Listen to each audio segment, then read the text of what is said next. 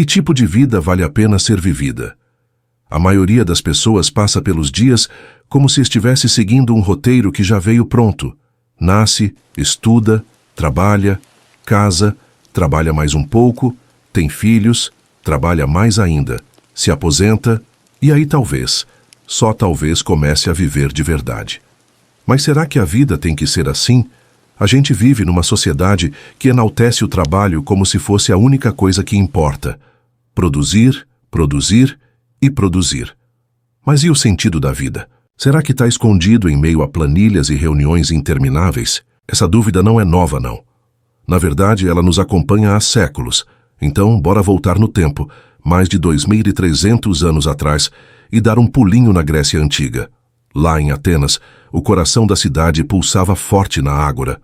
Um lugar onde tudo acontecia. Comércio, discussões acaloradas, ideias revolucionárias sendo lançadas ao vento. Mas não foi só o pó das ruínas que sobrou de lá. Algumas dessas ideias atravessaram os séculos e ainda fazem a gente coçar a cabeça até hoje. Num canto especial da ágora, existia um espaço chamado Stoa Poikile, o famoso pórtico pintado. E foi ali que um homem chamado Zenão de Sítio começou a espalhar uma filosofia que mudaria a forma como muita gente encara a vida. Sim, foi daí que veio o estoicismo. Aliás, o nome já entrega Stoa, que era esse pórtico onde tudo começou. Mas a vida de Zenão não começou fácil, não. Dizem que ele era um comerciante de sucesso.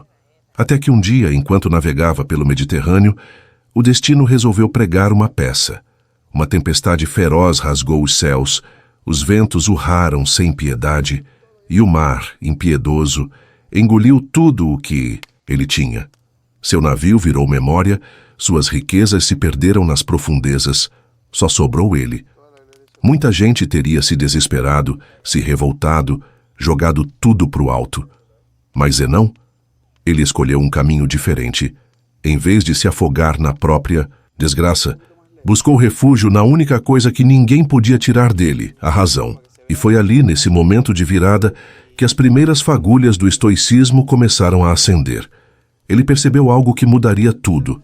A vida é imprevisível, cheia de altos e baixos.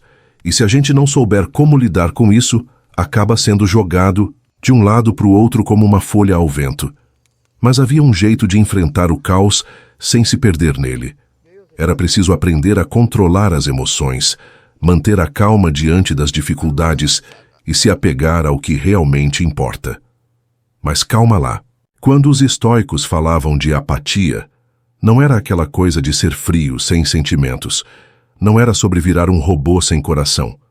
O que eles queriam dizer era outra coisa. Não deixar que as emoções dominassem a gente, não ser escravo dos impulsos. É aquela paz de espírito que vem quando você entende que nem tudo está no seu controle e que está tudo bem.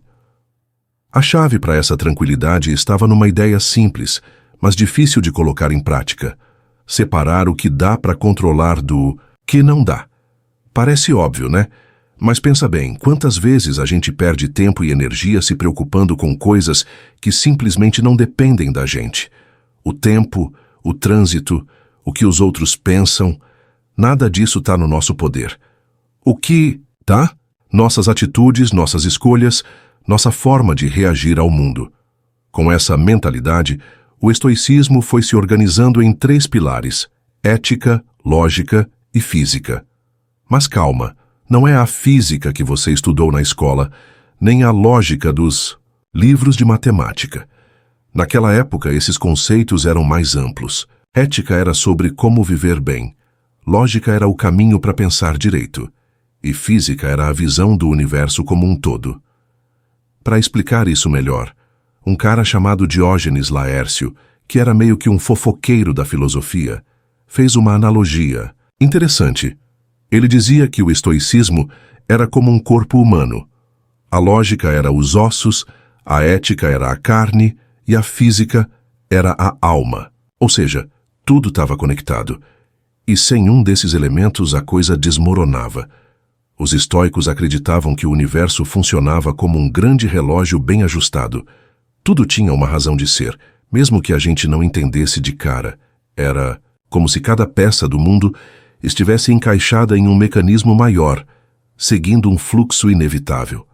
E por mais que isso parecesse assustador, eles viam isso como um alívio, porque se o mundo tem suas próprias regras, a gente pode parar de se debater contra o que não pode mudar e focar no que realmente importa. Essa visão ajudava a encarar a vida de um jeito diferente. Sabe aquela frase de Sêneca? Sofremos mais na imaginação do que na realidade. Pois é, os estoicos acreditavam que a maior parte do nosso sofrimento não vinha do que acontecia, mas do jeito que a gente interpretava as coisas. O problema não era a chuva, mas o fato de a gente reclamar que ela estragou nossos planos. O problema não era o atraso, mas a raiva que a gente sentia por isso. Se o universo tem um curso próprio e a gente não pode mudar a maioria das coisas, o que nos resta?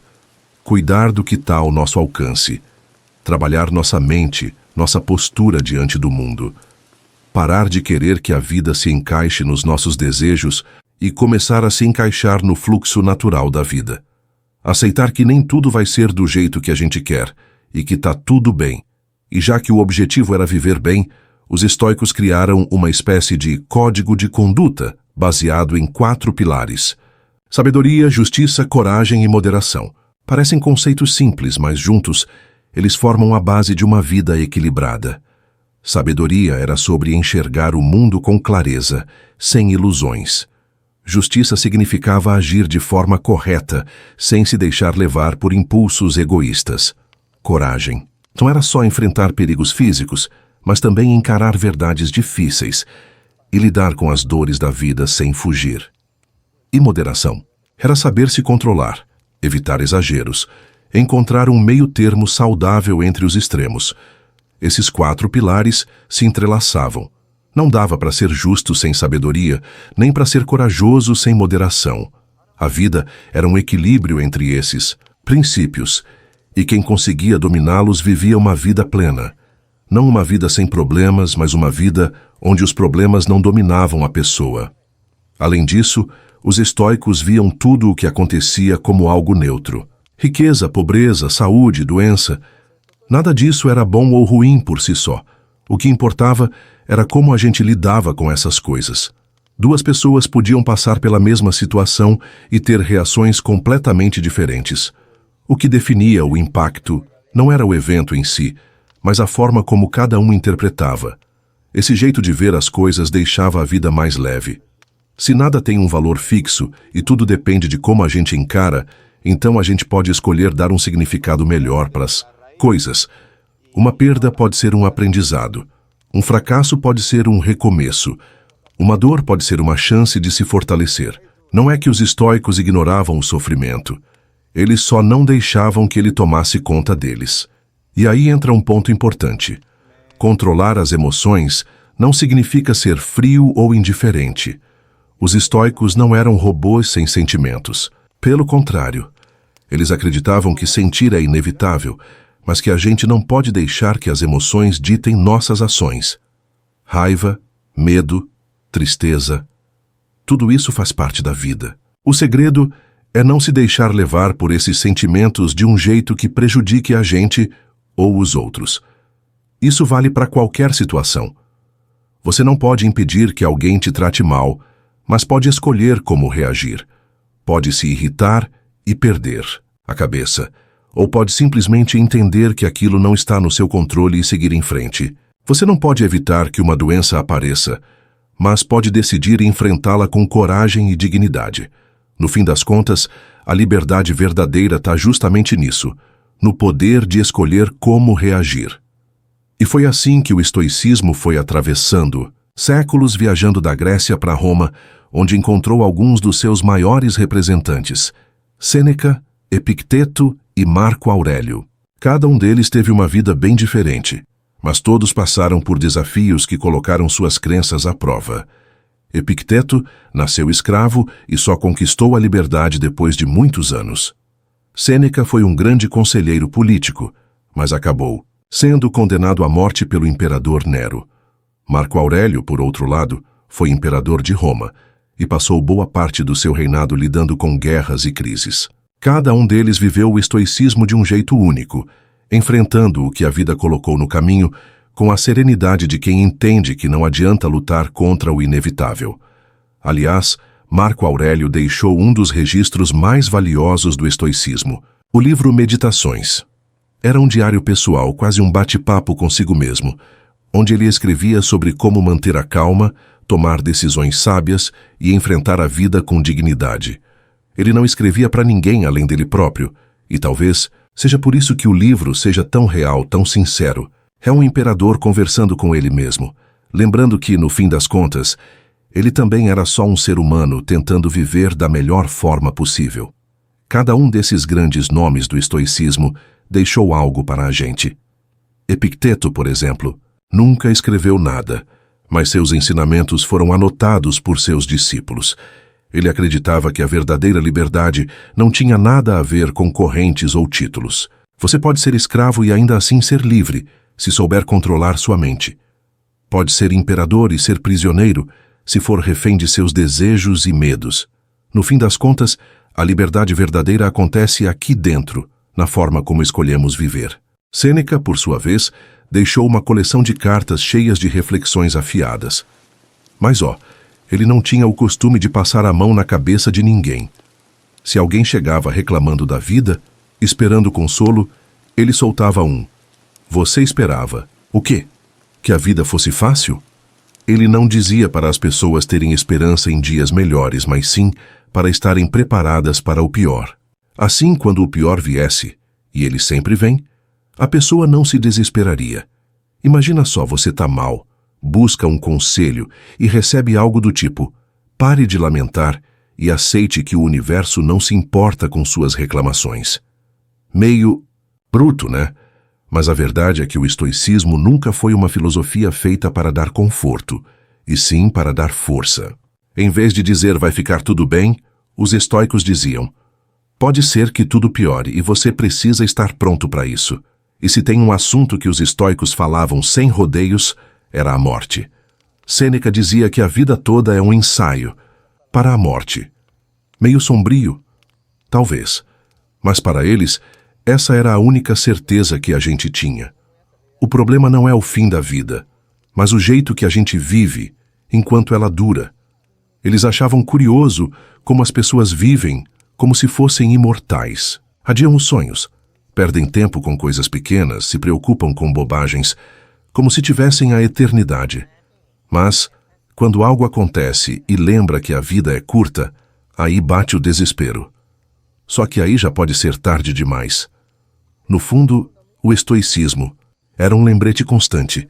Aproveite a vida, mas sem apego ao que não pode controlar. Se algo te for tirado, encare com sabedoria. Tudo é emprestado, inclusive o tempo. Quando chegar a hora de devolver, faça isso sem medo.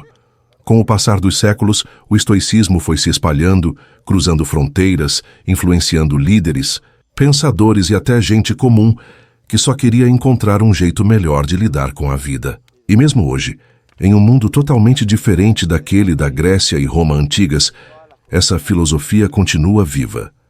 Talvez porque, no fundo, as dúvidas continuam as mesmas. O que fazer diante do sofrimento? Como lidar com a incerteza? Como encontrar paz em um mundo tão caótico? A tecnologia mudou, as cidades cresceram, mas o ser humano continua tentando entender como viver bem. E os estoicos, com sua simplicidade brutal, ainda oferecem respostas. Eles não prometem uma vida sem dificuldades, não vendem uma solução mágica para a felicidade. Pelo contrário, dizem que o sofrimento faz parte da jornada e que tentar fugir dele é inútil. O segredo não está em evitar a dor, mas em aprender a encará-la sem desespero. E no fim das contas, essa talvez seja a maior lição do estoicismo. Você não pode controlar tudo o que acontece com você, mas pode controlar como reage a isso. A vida pode ser dura, imprevisível, injusta, mas você tem escolha. Pode se desesperar ou pode respirar fundo e seguir em frente. Pode se revoltar ou pode aprender. Pode lamentar ou pode agir. Então, a pergunta volta: que tipo de vida vale a pena ser vivida? Aquela em que você tenta controlar o incontrolável, se frustrando a cada curva inesperada? Ou aquela em que você aceita o que não pode mudar e foca no que realmente importa? E você, como tem vivido sua vida? Será que está gastando seu tempo com aquilo que realmente faz sentido? Ou será que, sem perceber, está adiando a felicidade para um amanhã que pode nunca chegar? Curtiu? Se inscreva no canal, deixe seu comentário e compartilhe.